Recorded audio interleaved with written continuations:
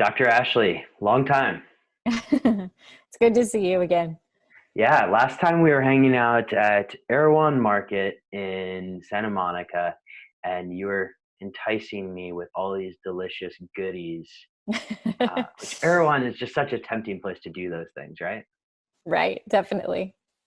And so while in Santa Monica, we were having this fascinating conversation, and I kind of wish I just had my podcast gear there. But since I didn't, you were so kind and generous to come back on the podcast so we can basically record that conversation. And we were talking about ancient practices or ancient wisdom going into modern practice. And one of the things I find fascinating about your background is your education in some of that ancient wisdom. Can we talk a little bit about your background, specifically as it relates to, I'm going to call it energy medicines, but you tell hmm me what the proper term is. Sure. Yeah, so I basically was kind of always interested, even in high school, in nutrition, and I became familiar with someone named Dr. Schultz, who was a naturopathic doctor who focused a lot on toxins, and his work was based on Dr. Christopher, an herbalist. Hmm. So as I got into that, I started learning a bit about detoxes and just herbs, became fascinated with that. So I went to college, ended up getting a undergrad degree in business because I always knew I would have some. But so what I did was after college, I became very interested in toxins. I read this book called Drop Dead Gorgeous that talked about toxins in skincare and beauty. Are So we talking here like skincare beauty, meaning all of the stuff that people put on their face? I was just in yes. Korea, so like that's Oh yeah, it's skincare crazy beauty there. all over the place. Yes. So it's, yeah, mostly all personal care products is what this Hmm. book was talking about. So I had no idea, but it basically gave me this sort of, opened up my eyes to these toxins and things that we expose ourselves to all the time. And that sort of segued into learning more about some different types of things that we could use. And that led to energetic medicine. So Hmm. I started to learn about homeopathy. And Mm. it just was fascinating to me. It was a really kind of not ancient, but an older practice. And that's kind of how a lot of our medicine started. And so I ended up finding a teacher who then I ended up studying with for about 5 years. So let's talk about, I have to address Okay. the H word, right? Yes. Because look, there's books where people do call out homeopathy, bad science being one of them. Right. How should we think about that in the context of the broader whole, right? Because I think you've Sure. already mentioned that it's ancient practices and there's a lot of things that are based on it, but based on what I read of modern science, homeopathy gets a lot of criticism. It definitely does. My whole theory is basically also, though, that with a lot of my clients and patients, it works. So to Mhm. me, it's a very safe, effective modality to try first. And it works for certain things really well. There's a lot of different ways that people use it, but I use it more kind of like on the first aid kit basis. So, like for fevers, sprains, headaches, things like that. It Mhm. can be used constitutionally for larger issues, but I use it more like that because for me, you try it, and then if it doesn't work, you can move on to other things that, let's just say that science deems more acceptable, either like some herbs or, even if they have over the counter medications as well. But Mhm. for example, for a fever for my daughter, I always start with a homeopathic remedy. If that Okay. doesn't work, then I go to, maybe essential oils and herbs. And then if that doesn't work, I have a backup of, a cleaner version of an over the counter medication that's okay for kids. Yeah, understood, understood. So the way I should think about homeopathy is more along the lines of this is the barrier to entry is relatively low and the Yes. downside's pretty low. And Hmm. so therefore, I mean, ultimately we want something that works, and you found that it works really well in certain scenarios. Is that right? Definitely. Okay. So I, So, I was interrupting your whole background story, okay, that's and all I, right. I want to go in because I know we probably are going to call this episode Ancient Wisdom, Modern Practices. And so Perfect. let's go a little bit further into that ancient wisdom. Sure. Where does the acupuncture come into play? So my teacher, my homeopathic teacher, who was a classical homeopath, was also an acupuncturist. And he basically just said, you know, you need to go to school, you need to learn the science, you need to learn something that people really find more acceptable. And even though people, some people are new to Chinese medicine, it is a form of medicine that's been around for thousands of years. Yeah. And so it's, you know, even though it might not be as well known in the States, it's gaining a lot of popularity because it's, you know, tested through time. Basically, it's an entire form of medicine you know, more in the Eastern world. They've been sort of infiltrated with Western medicine now too, and use both. But at the same time, I find that those theories just really are very helpful. And I learned so much about Chinese theory and applied it to the patients that I have. And it's just really fascinating to me because they take into play things that we used to be part of even our medicine. Like they called it more eclectic medicine years ago, even in the States, when it was about herbs and eating with the seasons and, you know, just these sort of home remedies that kind of have gone away, but right now they're sort of resurfacing. And for those listening, I know that there's some people at Cal Poly, I think, that are putting Western scientific experiments together in terms of ones that would be accepted or have like generally accepted principles, because a lot of the studies out of China have like ends of 2 and 8 and those kind of things, from what I understand. And so they're at Cal Poly making these little bit more modern studies to prove that this stuff works because it has been around for thousands of years. And and there is some flaw with the way a lot of the acupuncture studies are done, because what they do, and it's called sham acupuncture. So they basically will, instead of actually inserting a needle, they will put pressure, which to us is still activating the same point. And they might put something either on a point that we use or along a channel, which a channel is kind of, we call them meridians. It's the way energy flows in the body. So to us as acupuncturists, if you're still activating something along the same channel or even along the same, on a point, you're going to get a reaction that would be similar to what a needle would do. So there's a lot of flaws with actually trying to use studies with acupuncture. So that's where there's been a lot of issues, I guess, too, with trying to prove acupuncture works or doesn't work. Can we just define some terms? Because I'm going to ask a lot of questions about energy medicine because I'm fascinated by it. But defining terms here, things like meridians, can we walk through what are meridians and then maybe something about energy centers? Because I'm just trying to get all of my facts straight here. Sure. So in Chinese medicine, we have basically these patterns of energy flow on the body, and they're called meridians. So I think of them as a highway system on the body. And they often can correlate as well the way, let's say, a nerve flows down the body. So if that makes, that helps people understand a bit. Like for someone who's ever had sciatic pain, they know that there's a sciatic nerve that kind of, the way it flows, and it goes all the way down to, the little toe. So that's kind of like the way a meridian would flow. But we have different ones that are associated with an organ name. So like we have a liver meridian, and some of these start in the actual organ where they are, or they just pass through the organ. But it's not as easy to kind of explain, but you can always, there's there's great little pictures, that have these energy pathways. And if you have pictures that we can share with people, we can link to them in the show notes, that's for sure. In the show notes for this one, just so everybody knows, are at decodingsuperhuman.com/Dr. Ashley. That's DR instead of the full word doctor, by the way. Now let's come back to this. So meridians, thinking of them as energy centers, the way energy flows through the body. How do I look at meridians versus something like chakras? Are they same, or are they different? So it's a similar concept, yet it's a different theory in Chinese medicine. So we also have something where a little bit more similar, where they call them dantians, where there's like something. I'm going to get to the dantians. Okay. But no. Yes. Go down your path, because dantians are something that I'm fascinated by too. So we basically, similar to where like there's, a chakra, a third eye chakra, and then a heart chakra, and then a root chakra.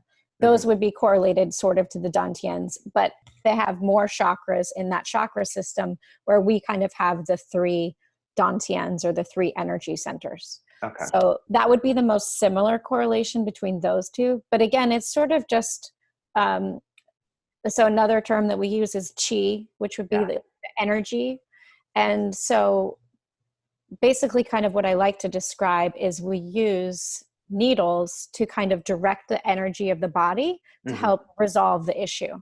So I think of needles as almost like a little lightning rod to direct the energy of your body to a specific either area or organ where there's an imbalance.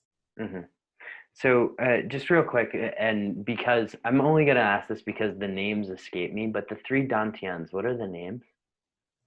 Well, you have, we just do, we talk about like the upper, middle, and lower. Okay. And then, so one of my favorite things though, is it's a sort of a theory or concept in Chinese medicine where we have, it's called Shen. And so that's your heart and your mind together. And so this to me is like one of the most fascinating parts of our medicine, because, the way they talk about how Chinese characters have a lot of meaning in the word, and the picture describes different things. So they have these different theories on things, and it makes total sense when you combine these, 2 concepts together. But in Western medicine, we don't really have that. So our Shen is this something that's kind of like our mental and spiritual health, but combined with your heart and your emotions. So again, that's something that we look at a lot, is if someone's Shen is balanced or disturbed or off. And because of the way we are sort of like with modern life and living, the Shen gets disturbed quite a bit. So we a lot of time a Shen treatment is kind of like one of these mentally balancing treatments. But again, it's just more of, it's not just the mind and it's not just emotion, it's what they are together and that effect it has on the body. And this is something that we have neglected as a Western society for far too long, right? Right. Yes. Yeah. And I'm glad that it's finally starting to get some attention. It needs to get a lot more attention. Especially. And I'm guilty of this as well, by the way. And I think that's one thing that's sort of fascinating to me, or very fascinating right now in sort of the functional medicine world, is that theory, that we have basically these 3 centers, and it's the brain, the heart, and the gut, and they're all connected. And to me, that's the same thing of the dantians. It's coming more full circle to where you see it in Chinese medicine, you see it in Ayurvedic medicine, and now you're finally seeing it in our, functional medicine world, but it's in science. It's rooted in science. They see that tissue from the brain in the heart and in the gut. So let's delve a little bit into the term you used was Shin, right? Did I have that right? And so let's talk a little bit about Shin and sort of how you assess this, because, and you can take me for an example, or just any sort of patient that would walk into your door. How are you looking at Shin in an individual? How do you assess that? Is it, because I've done some acupuncture and there's a lot looking at my tongue, my pulse. Right. How do you look at it?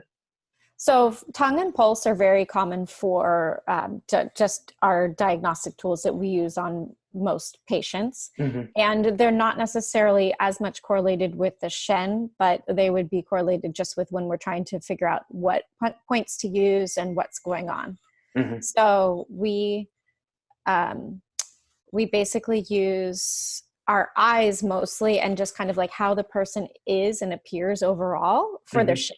It's kind of like someone's energy, or what's happening when, like when you walk in the door, or when the patient walks in the door, like everything you see about them. Are they disheveled? Do they look you in the eye? Are they, put together? Are they rushed and hurried and then anxious because they were in traffic? And, all of these things that can disturb you and your energy or your demeanor. And you're in LA, so everybody is coming in rushed, disheveled because they're in LA traffic, which Definitely. may beat Mumbai as sort of my least favorite place to stay in traffic. But anyways, Yeah. uh, okay. So you've assessed the person. Now, can I just double click on the tongue because Yes. uh, my limited experience with this. Hmm. The tongue, I understand it sells so much, but like, what do you? Because I look at my tongue in the mirror and I'm like, hey, it's quasi Gene Simmons-esque. What's going on here? Like, what are you looking for? Are there bumps? Are there shapes, distortions? What kind of things do you see? Sure. So one thing that um, I spend a lot of time with my patients on is talking about kind of sugar and the different foods that they eat that Mm-hmm. create this thing, and it's in Chinese medicine that we call dampness. Okay. So it's like it could be some joint pain, it can be craving sugar, it can be candida infection, fungal infection, things like Mm-hmm. that. But so on the tongue, that shows up as like a pretty thick white or yellow coat. Mm-hmm. So what we do is I generally take a look at the tongue to see the color, the shape, kind of like if it's pale, if it's kind of like on the dark or dusky side, which is a Mm-hmm. term we use. If there's little ridges on the side that look like teeth marks, Yeah. if there are cracks, things like that. And we're looking kind of for these different theories of like heat and cold, dampness, dryness. Mm-hmm. And then we look to see too, like where these are happening. There's a map of the tongue that talks about different organs. Mm-hmm. And the same, it also relates to those three different areas. So like upper, middle, lower, which Mm-hmm. you can correlate to the body. Mm-hmm. All right. So we find a lot out from the tongue, but then I always have to ask, if they had coffee that morning, if they had Yeah. a turmeric latte, which will make their tongue super yellow. Especially If in LA, home of the Yeah, golden latte. Love it. exactly. So there's all these things that where, you have to make sure, because most people have had a cup of coffee before they come in. So then Mm-hmm. their tongue is falsely yellow. Yeah. But same with the turmeric latte. Mm-hmm. But there are certain things that people say, they scrape their tongue. They're like, oh, I scrape it every day. But these things don't really go away. The Yeah. diagnostic tool is there anyway. Okay. And then the pulse. Are you Yes. reading for just distortions of heart? Obviously, you're looking for a pulse, right? Like, Yes. hopefully it's Yeah. there. But what are you sensing with the pulse? Yeah. So the pulse is actually almost its own a science in itself. There's Mhm. people that spend their whole almost career, mastering the pulse because it's so um, the nuances are so subtle, Mhm. but there are things that we can see, like if someone's pulse is fast, there might be heat, or if it's slow, there's a deficiency. But we're also feeling the nature of the pulse. So there's different organs associated with different placement of where your finger is on the pulse that we feel. We're Mhm. not counting beats. It's not the traditional way. We're like really feeling for how the pulse is, and all these different aspects to it. But Mhm. like I said, it's its own art in itself. And so some people just really dive deep into the pulse as a diagnostic tool. Yeah. I love the tongue personally, just because I think it's probably because I love nutrition, and the nutritional aspect is what you see a lot with the tongue as well, and the Okay. quality of what's happening. So the pulse is really fascinating as well, and it can tell a lot of things, but we also, we look at the whole picture of it. So on the pulse, because or actually, I want to just talk a little bit about something that's come up once or twice in this Sure. conversation, the concept of hot and cold or Yes. heat. Yep. Because, like I said, I have limited experience with acupuncture, but Mhm. sometimes this term heat comes up. And in previous acupuncturists that I've worked with back when I lived in Singapore, there was recommendations around avoiding certain types of Right. heats, right? Things, and sometimes it was very hard for me to grasp that or take that recommendation seriously because it was like avoid coffee, Right. which is not like you don't tell a sleep deprived banker to avoid coffee, right? Like that's Right. a stupid idea. Um, so what are we talking about? What are we referring to in hot and cold? Sure. So one thing I love about Chinese medicine that changed everything kind of that I thought about nutrition, because I had studied all this sort of holistic nutrition that was, you know, juices, salads, raw food, like all the different things that were popular about 20 years ago and still a bit popular now. Mm-hmm. It, that you have to look at somebody's constitution in Chinese medicine. So that, for example, would be someone like, for example, someone who's like skinny, cold, and is always eating salads and maybe low thyroid issues, things like that. They're eating the complete wrong food for them. Like they need to be eating warm foods that nourish and support them. And so bring up that cold temperature in their body up to something that's more normal. Where if you have just real quick on constitution, what we're talking about is just sort of how a person holds themselves, how they appear to you in person. Is that right? Yeah. And even it also takes into account some of their emotions. So some people, you know, we look at everything in these concepts of there's elements. So like fire, earth, water, wood. And you basically also, there's organs associated with that. And then there's emotions that are associated with those organs. Mm-hmm. So some people, you know, you've heard of a person who might be like a hot, fiery type person. Yeah. Generally, they might be, you know, skinny, like almost with red face or red skin tones, high metabolism, things like that. They should not be eating a whole lot of just really hot, spicy foods, things like that. It just exacerbates something that they already came in with. Mm-hmm. So our whole point is to bring balance. And by doing that, you can utilize foods and herbs that would help bring their body back to kind of a homeostasis. Mm-hmm. So, but that is totally different concept than what we have in Western nutrition or just even Western medicine, where, you know, it's just, oh, you have this is the medicine you take, or everybody should eat kale. Everybody should start their morning with, you know, a smoothie. Mm-hmm. So all of these things don't take into account anyone's constitution or that everyone is a unique individual. Mm-hmm. So that's where I love kind of, actually, this is where I bridge the gap between the two for me, is that I love these constitutional theories and really customizing everyone's nutrition. And then even adding that with all the functional medicine labs and practices and even the genetics, like how we met, and basically combining those two together to create the most customized program for them. And that is really just right for their exact body. Mm-hmm. Before we go, because I see what we're trying to do here on the bridge, and before we bridge the river Kwai, so to speak, right? Let's talk. I want to talk a little bit about energy centers and how to rebalance those. If sure. I'm using the right terminology here, because this is just an area of my life that I'm very fascinated by. How do you balance dantians? How do you I want to use the word manipulate, but how do you move energy such that our body is within this balance, if that's what we're sort of looking to achieve? So, well, you can look to see if you feel like there's a blockage. Like, let's say, for example, women who have fibroids, things like that. That is generally would be a blockage in the lower dantian, or women who have just issues, you know, female fertility issues, whatever it might be. So then we have either herbs that you take that bring energy or like even bring blood flow to that area and that unlock, we call it just either blockage or stagnation. So we use herbs, we use acupuncture. Acupuncture is amazing to direct energy to one of the centers that might be blocked. Yeah. And then another way that is used a lot is either Tai Chi or a medical Qigong. So those, again, like bring focus and energy when you need to fill something up, or if you need to, diffuse the stuck energy, there's different ways that you would do that.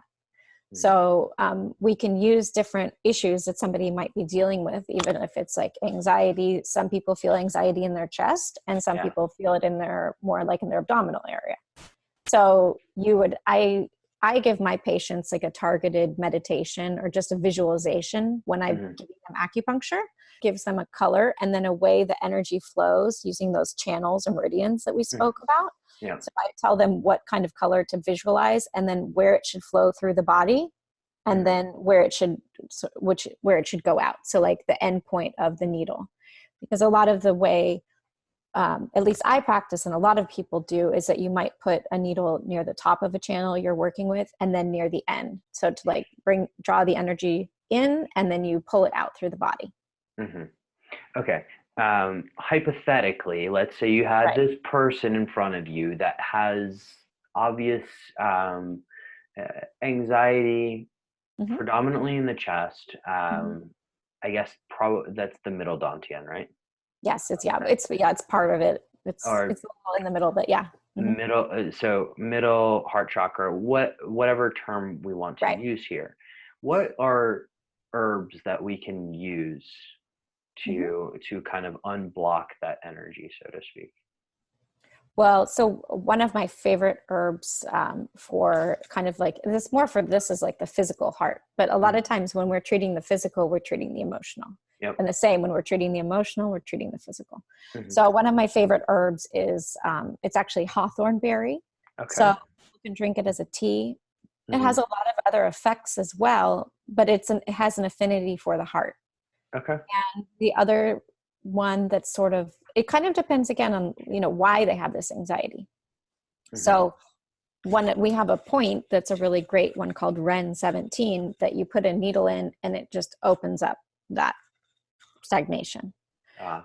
So I love doing that if somebody was coming for acupuncture. But then, there's lots of different things too on the more Western side for anxiety that we could implement. But at the same time, our whole point is to look at the herbs that basically calm the Shen, because the heart is part of the Shen. So, and that's that concept that we talked about, because anxiety, but that it's like in that heart area. So that is definitely a mind and heart together creating an issue. So we have a whole classification of herbs that are just calm Shen herbs.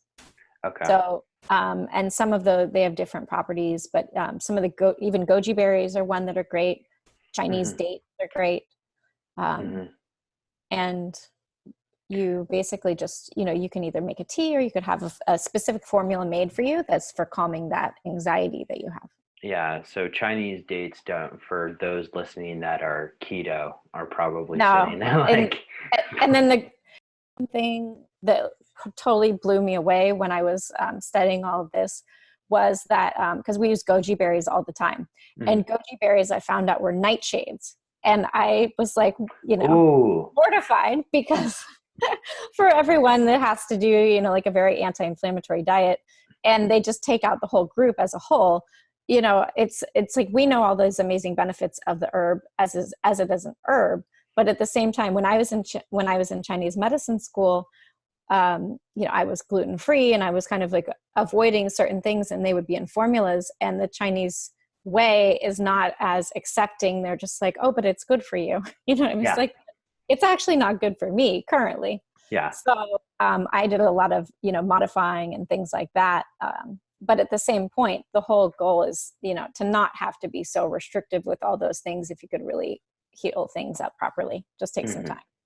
So let's go back to Bridging the River Kwai. Which is a movie I've never watched, by the way. I just like the term. And so I've been there. Is it Vietnam? Thailand. Okay, well, I've definitely been there. I just haven't actually walked. I've definitely been, and it's embarrassing because I used to advise both of those governments. So if they're listening to this, they're gonna get a good laugh. Anyways, coming back to the bridging that river, you have individual protocols based on all of this energy and balancing of Shen, right? Yes. Yeah. And then walk me through, and I think I could see the path, but how do we get into the genetic side of things, and how do they complement each other? Sure. So I think that's one thing that is different and unique, is most people don't combine them. To me, that's what's really fascinating, is I just love these concepts of Chinese medicine and how we treat the emotions and the physical care, like the physical issues that are either, correlate with the emotions or that seemingly don't. But so I love combining that wisdom with just this kind of brand new cutting edge technology that we have, where we can look at someone's whole kind of genetic makeup, see what people might have some probable issues that could come down the line, and then And then I'm loving all of these brand new kind of functional medicine tests that really see what's happening underneath, to see what's going on with the gut bacteria, if there's candida and fungal overgrowth, exposure to mold, all the different environmental toxins, because a lot of times patients get stuck. They don't know why they're not getting better. They've tried all these different things, drinking a ton of like celery juice because they read it on medical medium and, are following these protocols, and it has nothing to do with their specific body. And that's what drives me crazy is basically people, they'll read something and take that whole theory and apply it to themselves. And it might not be the best thing for them at all. And often it's not.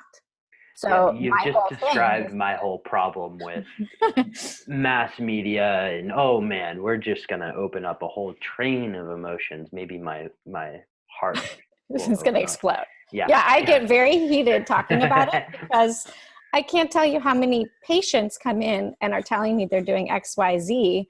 And I can look at them even without testing and say, that's probably horrible for your body. Yeah. It's like and you probably, I'm hoping you don't, maybe you do it. But like the face palm, it's like, you can see the face palm just when they describe something to you and you're like, that's not for everybody. Right? And it's actually the newest thing. I mean, it's been medical medium. Now it's everyone going vegan. Yeah. That is like a huge discussion that I talk with my patients all the time because it's not that simple. I've had to put so many patients, I was like, go try it if you want, but I think you're going to need some help later. Yep.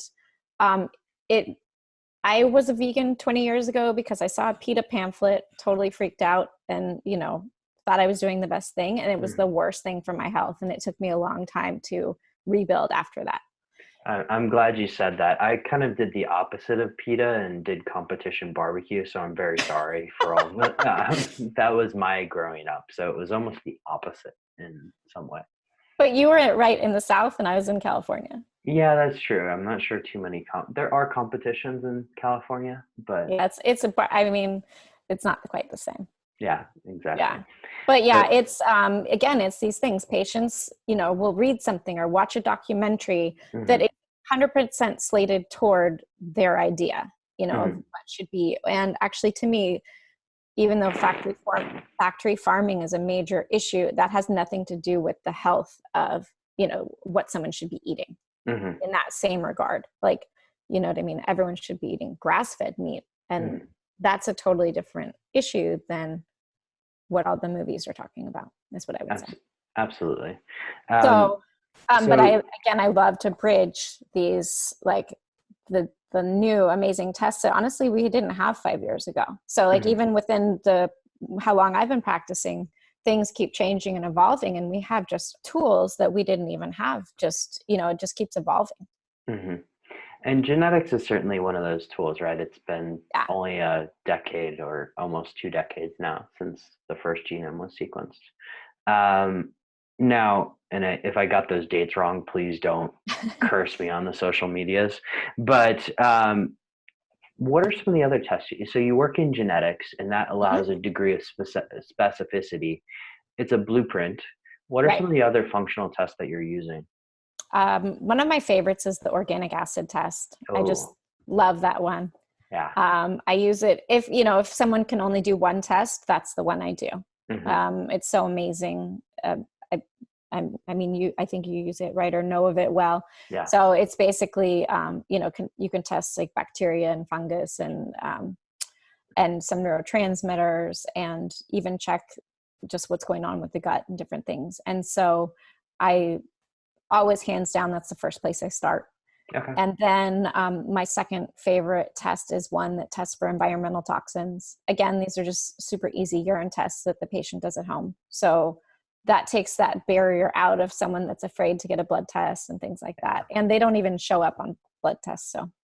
So on the environmental toxin side, and thank you for providing that segue because I wanted to go there with you. Which is this a Genova test or is it somebody else? I use Great Plains Labs. Okay, got it. And hence the organic acids test as well. Yeah. Okay, so Great Plains Labs, you're getting your urine tested. What are you seeing in terms of environmental toxins? What are you testing for there specifically? Yes, I mean, I think they test a handful of things, but again, it's really great to see kind of the top environmental pollutants. Like I live in LA, so they show a lot of the things that are very high would be the things that are more like from in the air, from the rocket fuel, and Hmm. things that we're exposed to from gasoline. So Hmm. like I have a long commute, a few days a week, and so my levels from all the gasoline were extremely high. Hmm. And the same, they said also the ones just from, because I'm near LAX sort of, that there's just all of that pollution Hmm. that's just inherently in our groundwater and in the air. And they also said just the West Coast is generally actually pretty high in a lot of different environmental toxins. So I can't move to Portland and be safe from all of this. I mean, I'm sure it's better than LA, Yeah. but yeah, they said it's soaked into the groundwater just on the whole West Coast. And I would also assume that that's probably things that come in through the ocean as well, and Hmm. just the way the wind patterns are from like from China and Japan and things like that too. Hmm. So we get a So, lot of so you have all these toxins, and I mean, it seems like in this day and age, toxins are kind of ubiquitous, right? Like that. Yes, yeah. they're absolutely everywhere. And it's very hard to tell somebody in LA who may be a famous movie actor or whatever it is to just get the hell out of LA. And that may be the best solution. So, what can you actually do? You haven't uprooted yourself out of LA, you've kind of figured it out. What's the magic sauce? Well, so I mean, what started me on this whole journey was the toxins in skincare. Yeah. So basically, every day you have a choice of what you put on your body and in your body. You can't Hmm. really control the same amount of, like, when you're driving and the things like that in the groundwater and whatnot, minus the choices you make as well, like if you have air filters and things like that. Hmm. But I tell everyone, look at your daily habits, what you're doing, like the coffee you're drinking. There's certain coffees that are tested for mycotoxins and toxicities and things like that. So I Hmm. recommend Purity and Bulletproof. I'm sure there's other brands as well, but those are the two that I tell my patients to get. Hmm. Make sure if you are in LA, you do have an air purifier. But then there's a handful of skincare products and personal care products that I use. And I've created a list, which I can share with you for the Oh, notes if you please do, want. especially if you Yeah. have anything for men, because I need to go shopping. Okay. And so that's my biggest thing. Because yeah, I'm not going to leave LA. I mean, Yeah. as far as I know, I live close to the ocean, which it seems like it's best, but at the same time, I'm definitely exposed to a lot more toxins just by living in a large city and, Hmm. getting in my car and driving quite a bit. Hmm. So there's that aspect. But one thing that was very interesting to me, so that I'll share with you, is that I wasn't even going to do this environmental toxin testing because I've not touched plastic, like honestly, for years. I won't buy a plastic water bottle. I like for 20 years. Once I read that book, I changed everything. Like I was so crazy that I even created my own skincare line because I didn't think anything was clean enough. So, and it was all stored in glass because I didn't want plastic touching anything. Hmm. So, when I did the test, though, they asked me, they said, "What are you doing? This is one of the highest toxin levels we've ever seen." Like Wow. 14 or 15 of my markers were 75% to 95%. Hmm. But the part that was interesting to me was this came back to my genetics. Hmm. So in the way that my genes are, I just don't process toxins well at all. Hmm. So all the cleanses I'd been doing for 20 years and all of those things, I wasn't doing them the right way for my specific body. So Okay. now I'm on a totally different protocol to pull them out in a different way. Hmm. But So, I mean, to me, that was crazy because I literally probably want to live so cleanly and they're just still recirculating in my system. let's talk a little bit about the specificity here. So you've looked at your several different steps for detoxification, and you're looking Mm-hmm. at more than just phase one and phase two, Right. and you're seeing that you don't process environmental toxins very well. Um, at that point, there's a temptation for a lot of people to just give up Oh, and right. move to the northern parts of Norway, for instance, or something like that, what can you do?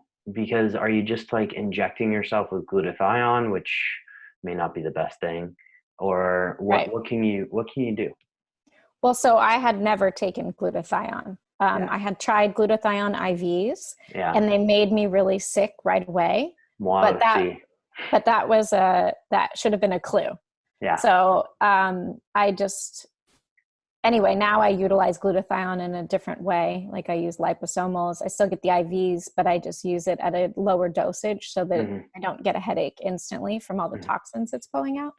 And then now also, though, the way I detox is I have more of a totally different system that primes all the detox pathways first and works on all the different, basically just the different organs to make sure that those have been cleaned out more effectively before I start trying to pull things out with different products that I use. And I use totally different things now. Okay. So because the science is different now.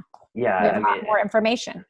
That's the caveat I always give people on this podcast. It's like our viewpoints today may change tomorrow because the science is evolving so fast. Exactly. But okay, now when you're working with clients, these environmental toxins, they all come back in some sort of energy reflection, right? I'm guessing. How does that look? Like somebody who's has a high toxic burden. And look, I've spent more than probably most people in their lives on airplanes. And so I know that, I know I have certain toxicity levels that I'm working to bring down, but and radiation. Yeah, I'm glowing, and not from an energetic sense. Not in a good way. Yeah, exactly. And so, how do you look at these toxins and how do they manifest themselves in terms of energy? Well, I guess what I would say is a lot of times for people, this happens, they're kind of silent. You might not know that these are there. That's the whole thing. You know what I mean? But you might just have this feeling that you never have enough energy, or different sort of autoimmune things are cropping up, like, some Hashimoto's, or just random joint pain that really is never resolved, or things like that, or a lot of gut health issues that might be some of the source problem. But because a lot of times the environmental toxins or heavy metals and things can really mess with these very sensitive endocrine organs, like the thyroid and things like that. So it might show up as thyroid issues.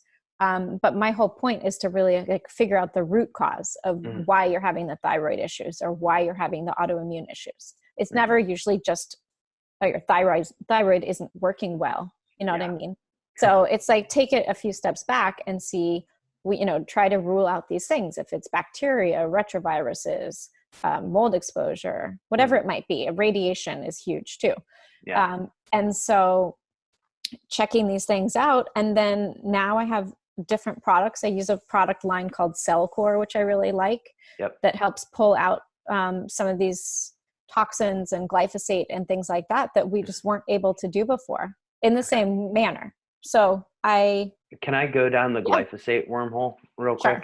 Sure. Because and that's ubiquitous. Yeah, it is. It's getting better here in the EU. Everybody should move to Europe. Actually, stay where you are, because if you move to Europe, I'm sure Roundup will come as well.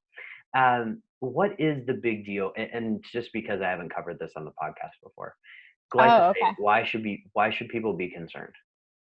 Okay, so I can't remember the name of this movie. It was years ago that I saw it, and it was all about glyphosate. This was, 10 or 15 years ago.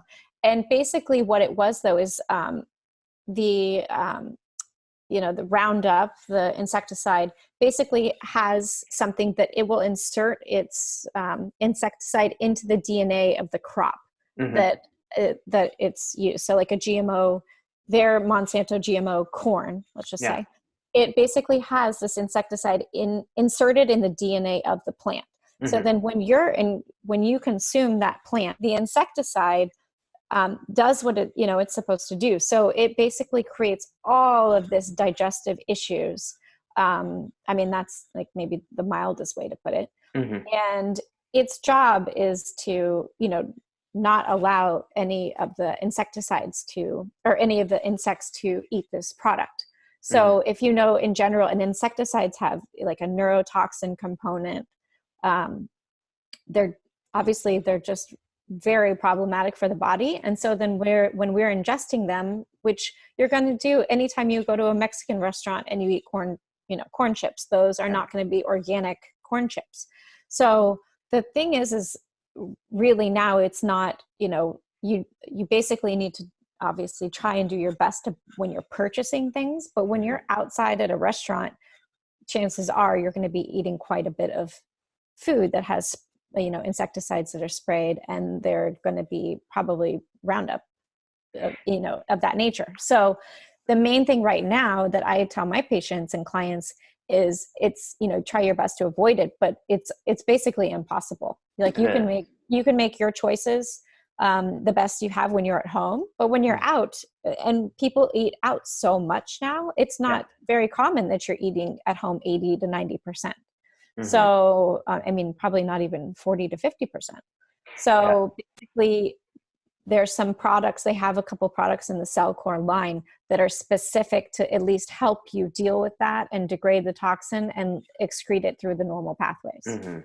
So like just boosting your detoxification system in general is a good idea. Yes. And then this is taking a specific binder to pull that out. And it's basically in the like fulvic and humic acid realm of binders, but that's too large of a group, but that's some of the science behind it. There's and we can definitely dive into the science at another time, but there's a number of companies, not just Cellcore, that are looking at these binders to get things like glyphosate out of the body. But I think key conclusion for people is there's more environmental toxins now than there were for our grandparents, and therefore we probably need to do more now.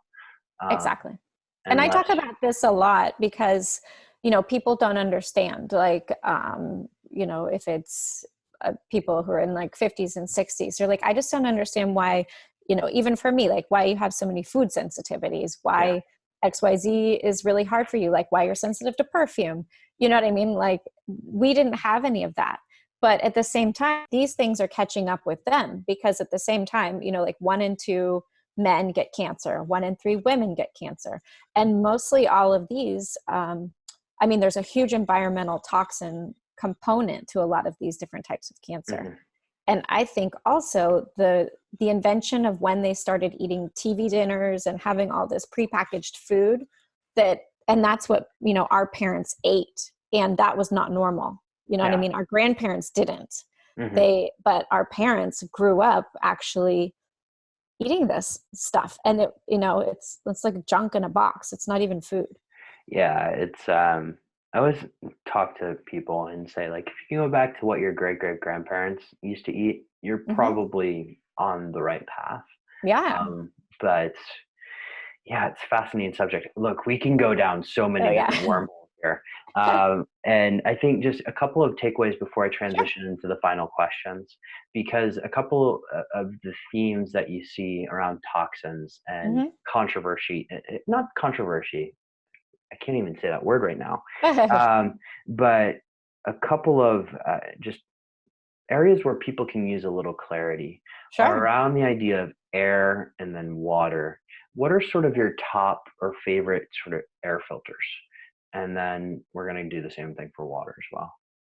Oh, sure. So for air filters, there's, let's see. I think people are loving Molecule. I've heard a lot of good things about it. And there's, I think, Air Doctor, Air IQ, and then Rabbit Air. Those are some of the top ones. Yeah. I know there's always new ones coming out, I think. And those are there's another one I think that I just can't remember the name of. And they're popping up on Kickstarter now, and just like I actually purchased one off of Kickstarter, which is pretty cool. I'll reveal the name later, but Austin Air IQ Air, Molecule, all of those guys. They seem to be doing good things for the world, and it's more advanced than the HEPA filter, which is probably a whole episode to go into in itself.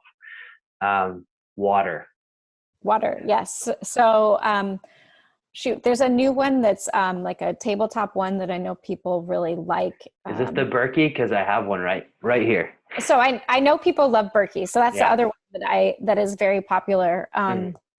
and I think works really well too. Shoot, I'll have to look up the name because this is a pretty new one, but it's a really great one as well that can go under the counter too. Yeah. Is this like the Pristine or something like that? There's a Pristine, which is reverse osmosis, but it has the remineralization. Right. Which is, by the way, my understanding of reverse osmosis, and correct me if I'm wrong, Dr. Ashley, it just kills everything in the water, right? And so right. Yeah. Then you need to put things back. Okay, cool. Yeah, I can't remember this one. I literally just wrote it down last night. It's okay. I put you on the spot. Look, this is a fascinating conversation. Yeah. Go ahead. You were saying? I would say, and then there's this whole new thing of all the hydrogen water. Yeah. Yeah. There's a lot going on in that space, some of which is not exactly truthful. I'm sure. We can go down that wormhole at another time. Wow, this conversation has gone so fast, and it has. I really want to pick your brain more about dantians and things. Sure. But in the interest of time, I'm going to transition into a little bit of a concluding rapid fire questions, and I'm going to go ahead and say we're going to have you back on for round 2 because we need to suss out some more dantian healing here. I always love talking about the spiritual and emotional side of stuff too. Yeah, so. And I'm getting more comfortable talking about it. So let's talk. First question: where's your favorite place to go on vacation? Any sort of tropical beach. Do you have a favorite beach? I loved Thailand because it was so well. I went, though it was about 20 years ago, but I loved it. That's probably a good time to go. Yeah, is it overrun now with tourists? No, I tried to pick the, like the more remote small islands that people don't go to. That's always my favorite type of thing. Oh, you and I are going to have a conversation after this. And I love Kauai. Kauai is always a lovely place. And then, Mexico, Tulum is beautiful. Mm-hmm.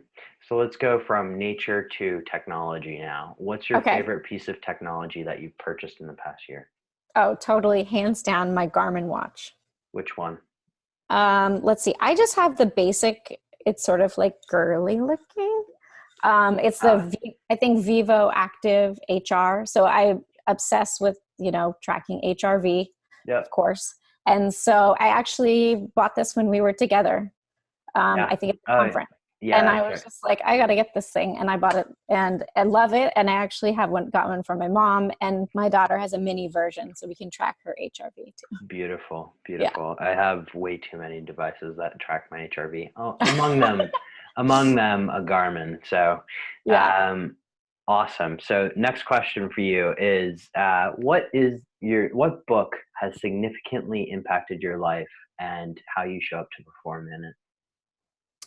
Let's see. So probably one of my favorite books most recently are kind of Joe Dispenza's books. So Break the Habit of Being Yourself. Mm-hmm. I love that one. What's the best thing you've done for enhancing your productivity?